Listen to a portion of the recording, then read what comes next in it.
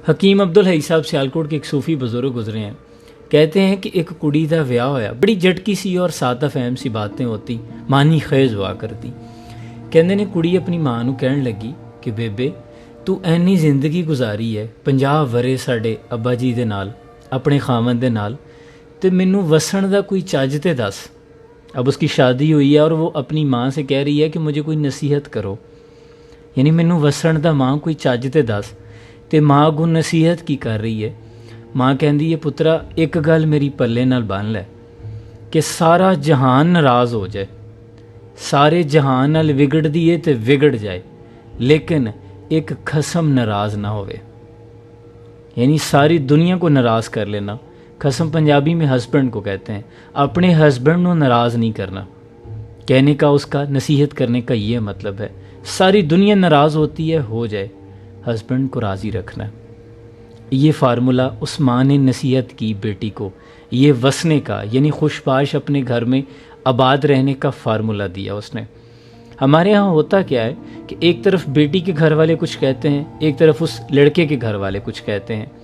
اب لڑکی پزل ہو جاتی ہے کہ لڑکے کے گھر کی انسٹرکشنز کو فالو کرے یا اپنے گھر کی پچھلی انسٹرکشنز کو فالو کرے. شریعت یہاں کیا کہتی ہے؟ شریعت کہتی ہے کہ ساری دنیا جو مرضی کہتے رہے, خواہ وہ لڑکے کے گھر والے ہیں یا لڑکی کے اپنے گھر والے ہیں, لڑکی پہ سب سے پہلے اطاعت واجب ہے اس کے شوہر کی. کچھ گناہ نہیں ہے, ساری باتوں کو رد کر کے شوہر سے پوچھ لے کہ وہ کیا چاہتا ہے.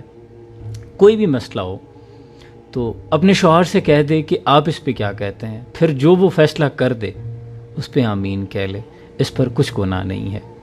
اس طرح تمہارا گھر نہیں ٹوٹے گا. یاد رکھیں یہ اتنا نازک رشتہ ہے کہ بہت سے فیملیز میں ڈسٹربنس چھوٹے چھوٹے باتوں پر, اور میاں بیوی میں یاد رکھیں کہ یہ رشتہ یہ ایک سمجھ لیں رسی کی مانند ہے.